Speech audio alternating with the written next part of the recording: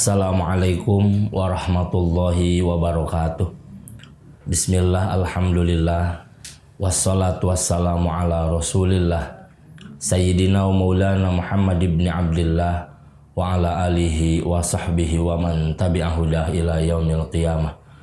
Ashhadu an la ilaha illallah wahdahu la syarikalah wa ashhadu anna sayyidana wa maulana Muhammadan abduhu wa rasuluhu la nabiyya ba'dah. Allahumma sholli wa sallim ala sayyidina Muhammad wa ala ali sayyidina Muhammad.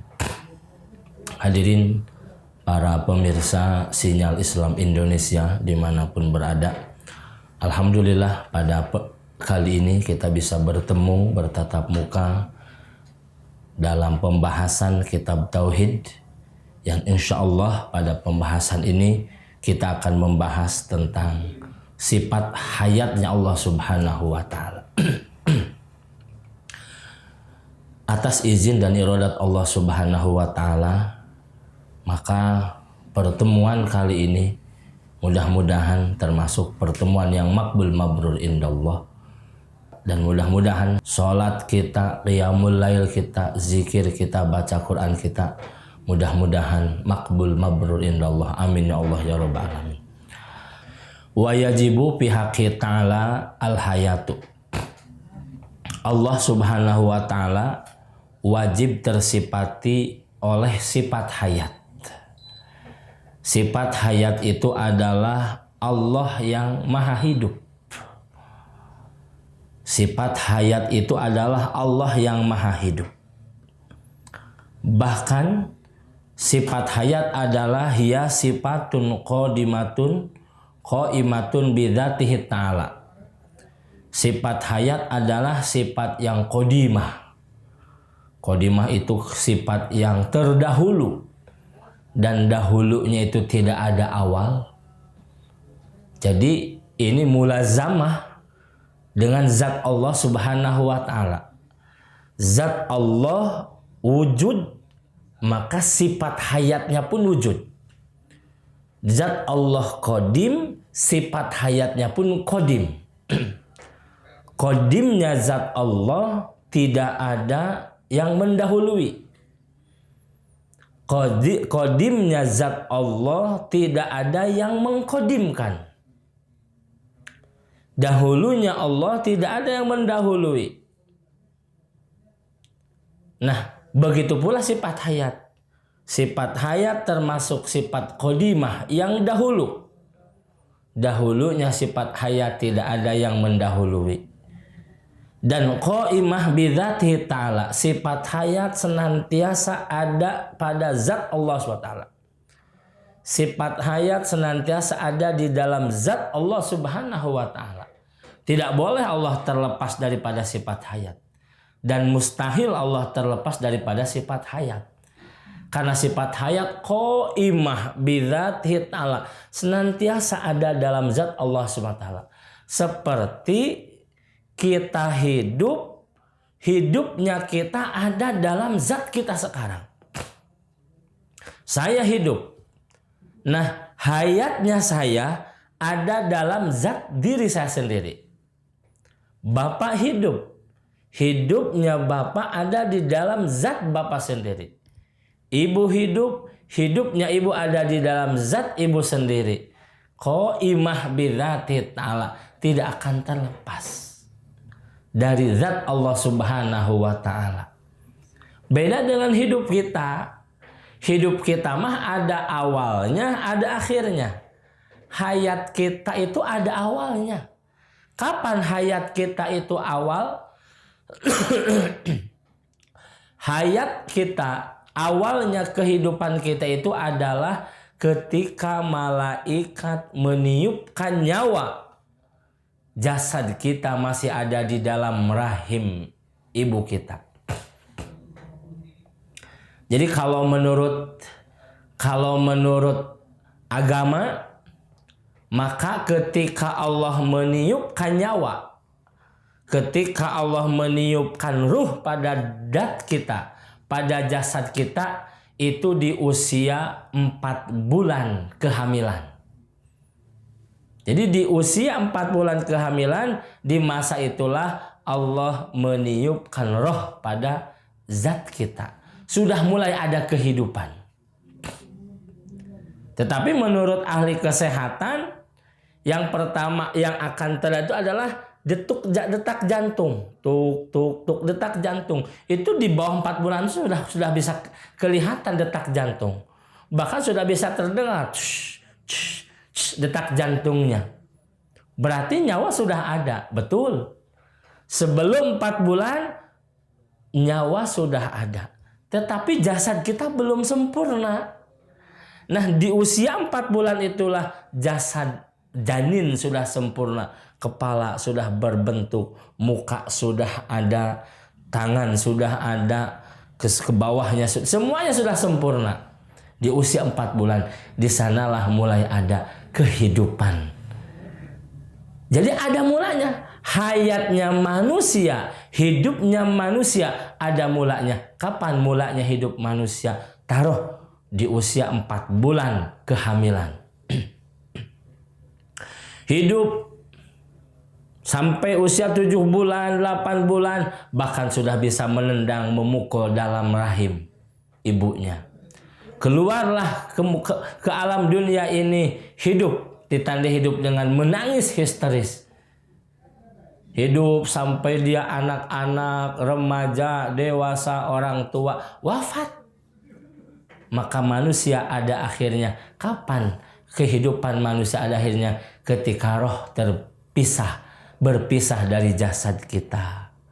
Sedangkan hayatnya Allah, hidupnya Allah tidak ada awal dan tidak ada akhir. Tidak akan terlepas pada zat Allah Subhanahu wa taala. Maka hayat Allah qadimah, dahulu tidak ada awalnya. Qaimah, senantiasa ada pada zat Allah Subhanahu wa taala, tidak akan terlepas. Tusahhihu lahu ayat tasifa bil ilmi wa ghairihi minas sifati. Sehingga dengan sifat hayat inilah akan mensahkan seluruh sifat-sifat Allah yang lain. Sifat kudrat Allah akan sah kalau dengan sifat hayat. Sifat iradatnya Allah akan sah karena adanya sifat hayat. Qiyamu binafsihnya Allah akan sah kalau ada sifat hayat. Wujudnya, sifat wujudnya Allah, nafsiyahnya Allah akan sah kalau dengan adanya sifat hayat. Seperti kita, contoh saya, mohon maaf, gantengnya Anwar Sanusi, gitu kan, gantengnya Anwar Sanusi itu akan sah Anwar Sanusi dianggap cowok yang ganteng kalau ada sifat hayat dalam diri saya. Istri saya yang begitu mencintai saya karena ada hayat, ada kehidupan dalam zat diri saya sendiri. Ketika roh keluar dari jasad saya, maka semua orang meninggalkan saya. Istri yang asalnya cinta tidak mau dekat dengan saya. Tetangga yang asalnya senang menghormati tidak mau melihat saya. Bahkan takut melihat saya kalau tangan saya bergerak, kaki saya bergerak, mata saya bergerak, sementara sifat hayat saya dicabut oleh Allah Subhanahu wa taala. Disebutnya hantu. Begitu kan? Masya Allah, luar biasa. Maka sifat hayat ada pada zat Allah, qadimah, qaimah, dan itu menjadi penyempurna atau pengsah, akan sah sifat-sifat yang lain hanya dengan sifat hayat. Seperti tadi lah, saya dianggap ganteng kalau saya punya nyawa. Tetapi saya tidak akan dianggap ganteng kalau nyawa sudah terlepas dari diri saya.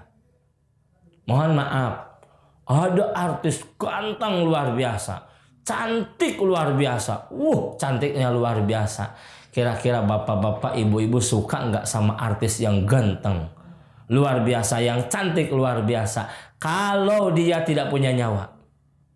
Kaya tidak mau, takut yang ada. Oleh karena itu maka sifat hayat mensahkan sifat-sifat yang lain. Orang berkuasa boleh berkuasa, tapi kalau tidak ada nyawa mustahil dia berkuasa. Orang hebat luar biasa, ya hebat karena ada nyawanya. Kalau dia hebat tanpa nyawa mustahil luar biasa. Oleh karena itu maka Allah Maha Hebat, Allah Maha Berkehendak, Allah Maha Berkuasa. Kalau ada sifat hayat, sifat kudrat Allah, kuasanya Allah, iradatnya Allah, kehendaknya Allah, tidak akan terjadi tanpa sifat hayat. Oleh karena itu sifat hayat adalah sifat yang mensahkan seluruh sifat kamalat lillahi ta'ala. Kesempurnaan bagi Allah Ta'ala itu akan disempurnakan, akan disahkan oleh sifat hayatnya Allah Subhanahu wa Ta'ala. Wadidduha al-maut. Lawan daripada sifat hayat adalah maut, atau kebalikan daripada sifat hayat adalah maut. Allah mustahil maut. Allah mustahil wafat. Allah mustahil wafat, mati. Yang wafat itu makhluk. Yang wafat itu makhluk. Kullu nafsin 'alaiha fan. Kullu man 'alaiha fan. Setiap yang bernyawa akan hancur. Setiap manusia akan hancur. Semua makhluk akan hancur. Bahkan seluruh manusia, seluruh makhluk akan hancur. Manusia akan wafat. Ada wafatnya sendiri-sendiri, ada wafatnya berjamaah, Bu. Mana wafat sendiri? Yang masing-masing wafat di rumahnya masing-masing. Wafat ada yang di rumah sakit dan lain sebagainya. Wafatnya masing-masing. Ada yang wafat berjamaah. Seperti mana wafat berjamaah? Kapal, pesawat jatuh, kapal TNI tenggelam kemarin. Itu sudah dari zaman ajalinya dia wafat harus berjamaah seperti itu. Masya Allah, ya Allah. Itu sudah kudrat iradatnya Allah Subhanahu wa Ta'ala. Ya. Nah, kemudian manusia meninggal. Jin meninggal. Setan meninggal. Semua alam dunia hancur. Malaikat pun meninggal. Malaikat Jibril dicabut nyawanya oleh malaikat Ajrail, sang pencabut nyawa. Seluruh malaikat itu mati. Maka yang ada tinggal dua. Satu sang Khalik Allah Subhanahu wa Ta'ala. Yang kedua malaikat sang pencabut nyawa. Kullu nafsin 'alaiha fan, kullu man 'alaiha fan. Semua yang bernyawa, semua makhluk hidup itu akan hancur. Ketika semuanya sudah hancur, malaikat yang tinggal berdua adalah satu sang Khalik, dua malaikat sang pencabut nyawa. Kata malaikat, ya Allah, seluruh makhluk sudah tiada. Yang ada tinggal saya satu, bagaimana ya Allah? Hai malaikat sang pencabut nyawa, cabut nyawamu sendiri. Maka malaikat Ajrail bunuh diri kalau kita bahasakan. Dia mencabut nyawanya sendiri. Begitu dicabut nyawanya sendiri, baru malaikat Ajrail merasakan begitu sakit, pedihnya dicabut nyawa, roh keluar dari jasadnya. Sakit. Ya Allah, kalau saya sakit, merasakan sakit dicabut nyawa, maka saya tidak akan gegabah mencabut nyawa makhluk Allah yang lain.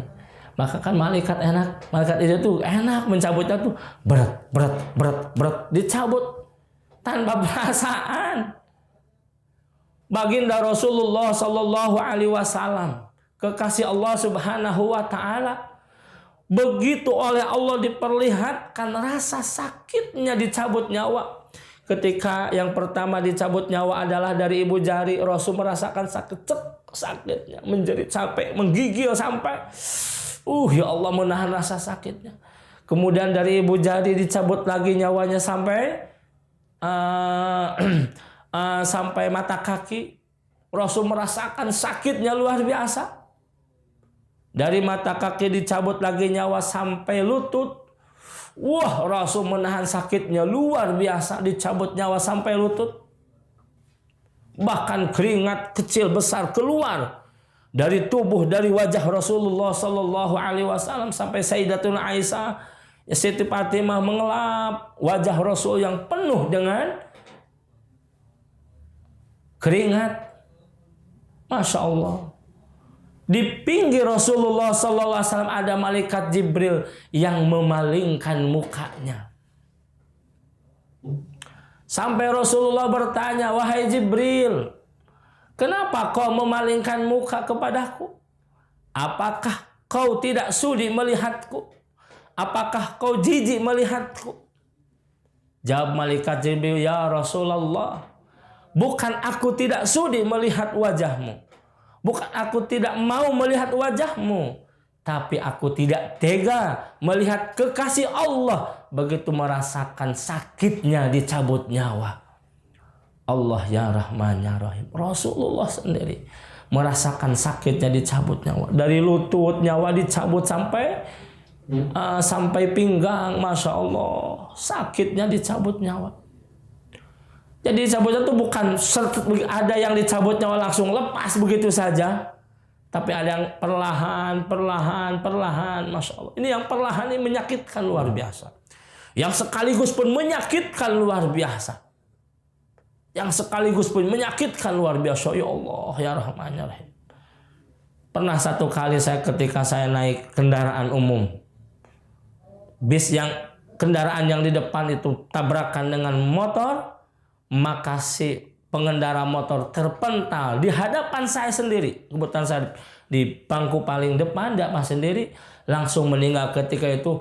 Masya Allah, itu kambing, kalau kita motong kambing, ya gerubuk-gerubuknya kambing itu biasa saja. Ya, saya suka nyembelih sapi kalau Idul Adha, biasa saja gerubuk-gerubuknya sapi. Tapi ketika manusia melepas nyawa dari jasad manusia, gerubuknya luar biasa. Sampai saking kencangnya gerubuknya luar biasa, antara aspal dengan dirinya tidak nyatu. Gini, sampai mengawang-awang. Luar biasa, Masya Allah. Sakitnya dicabutnya sekaligus. Perlahan sakit, sekaligus pun sakit. Masya Allah, luar biasa. Begitu nyawa Rasulullah SAW dicabut sampai dada, maka Rasulullah yang dilontarkan Rasulullah adalah ummati. Bahkan sampai Rasul tidak bisa, lidah Rasul tidak bisa melapazkan, tidak bisa berkata, Rasul pun masih ingat ummati. Begitu sakitnya nyawa kita terlepas dari jasad kita. Masya Allah ya Rahman ya Rahim. Kekasih Allah Subhanahu wa Ta'ala merasakan sakitnya begitu roh berpisah dengan jasadnya. Oleh karena itu maka ini adalah arad basyariyah, sifat manusianya biasa Rasul. Allah perlihatkan kepada seluruh umat supaya jadi apa? Ibrotan, sebagai pelajaran bagi umat. Begitu sakitnya dicabut nyawa oleh Allah Subhanahu wa Ta'ala. Akan tetapi sifat khususiyahnya wallahu a'lam bissawab. Oleh karena itu hadirin yang pemirsa Syiar Islam Indonesia yang saya hormati dan Allah muliakan, maka Allah mustahil meninggal. Allah mustahil maut. Kenapa? Kalau Allah maut, siapa yang akan ngatur alam dunia ini? Bayangkan kalau Allah meninggal, siapa yang akan ngatur alam dunia ini? Tidak akan ada. Jangankan Allah meninggal, la ta'khudhu sinatu wala naum. Allah tidak akan terkena oleh sinah. Apa sinah? Nundutan. Sedikit pun Allah nundutan, sedikit pun Allah tidak fokus, dan Allah tidak akan terkena oleh sifat naum. Allah tidak akan tertidur. Jadi sinah itu ada mengatakan nundutan, sekejap nundutan begitu saja. Atau ada mengatakan sinah itu tidak fokus, gagal fokus.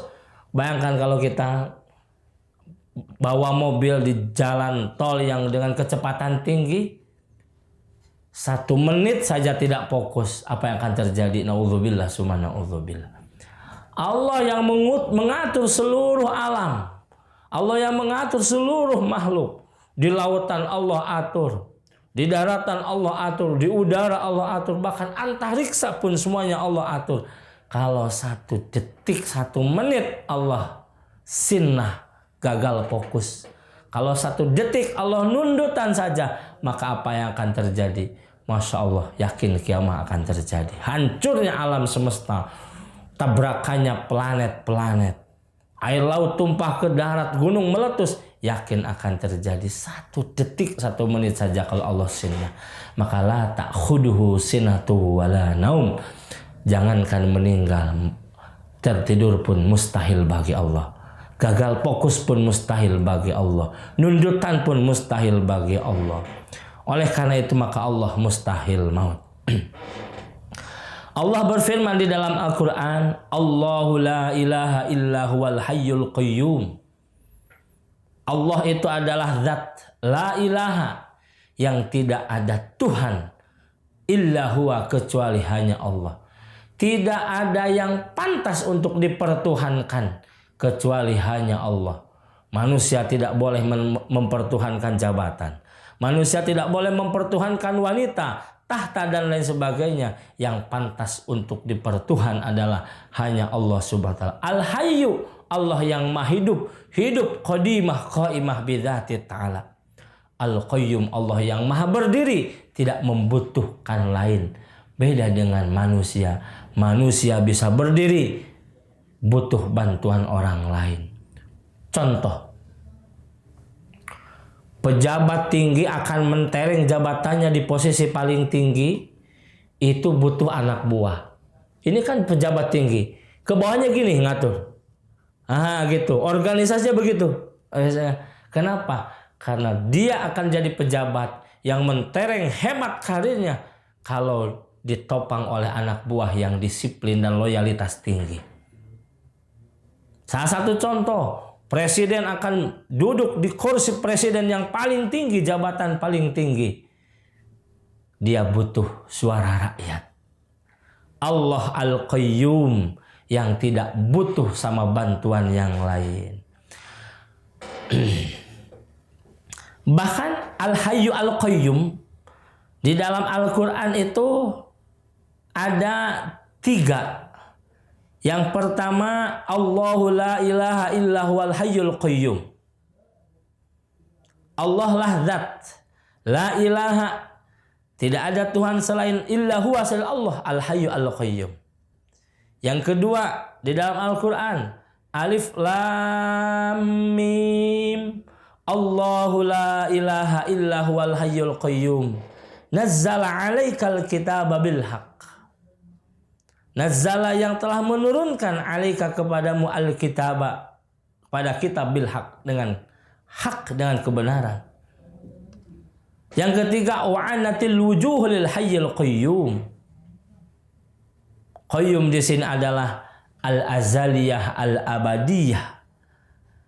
Sifat yang ajali, sifat yang abadi, selama-lamanya. Dari zaman azalinya Allah berdiri, tidak membutuhkan yang lain.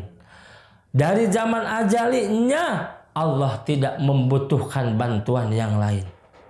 Al-abadi, selama-lamanya Allah tidak akan membutuhkan yang lain.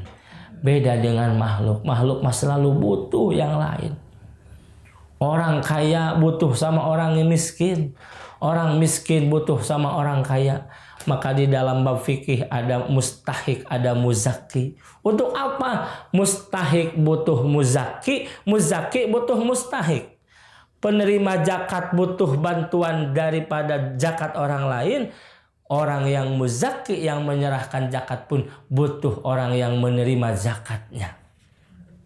Oleh karena itu maka manusia adalah makhluk yang saling membutuhkan.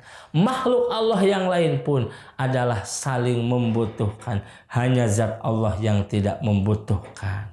Al-Qayyum, Al-Hayy, Allah yang maha hidup, azali, abadi. Dari zaman ajalinya Allah hidup. abadi selama-lamanya Allah hidup. Bahkan di surganya nanti Allah hidup, kita bisa bertemu dengan zat Allah Subhanahu wa taala.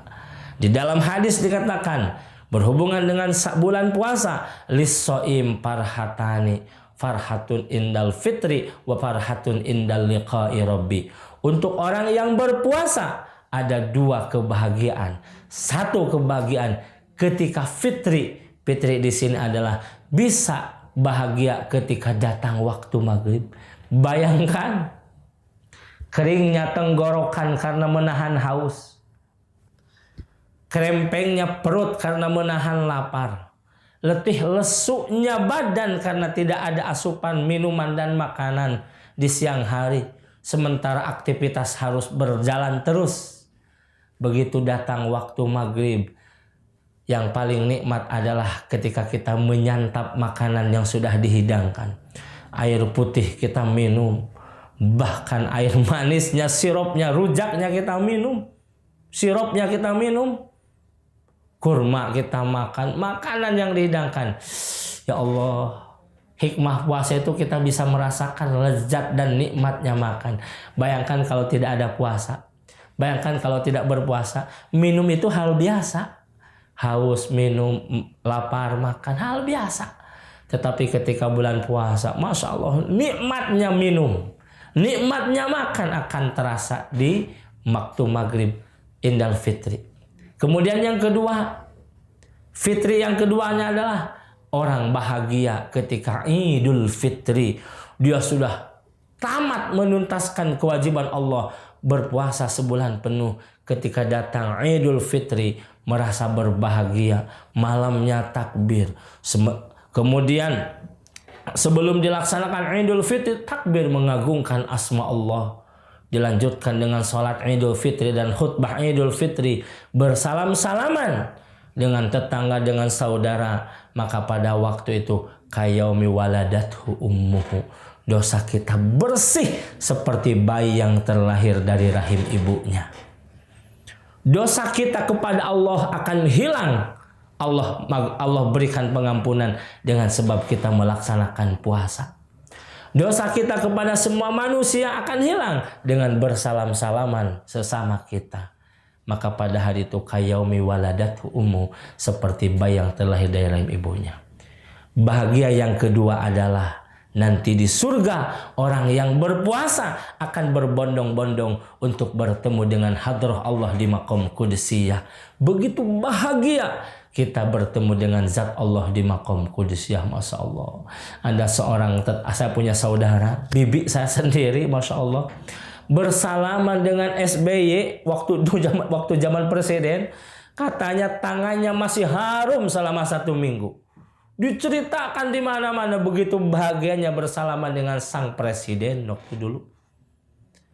Baru sang presiden yang jabatan ada usianya. Apalagi dengan sang holik yang menciptakan presiden. Masya Allah, ketika kita bertemu dengan hadrah Allah di maqam Qudsiyah akan berbahagia, luar biasa bahagianya. Mudah-mudahan ya kita bisa dipertemukan oleh Allah, Allah yang maha hidup, Al-Hayyu, Allah yang maha qayyum, yang tidak membutuhkan yang lain, di surganya Allah Subhanahu wa taala dengan amal soleh dan saum kita. Amin ya Allah ya Rabbal alamin. Demikian yang dapat saya sampaikan. Mudah-mudahan ada hikmahnya khusus bagi diri saya sendiri, umum bagi para pemirsa Sinyal Islam Indonesia, menambah wawasan, menambah ilmu, sebagai menjadi kuat tauhid kita kepada Allah Subhanahu wa taala dan wafat dalam keadaan al-muwahhid fillah. Amin ya Allah ya Rabbal alamin. Billahi bisabil haq. Assalamualaikum warahmatullahi wabarakatuh.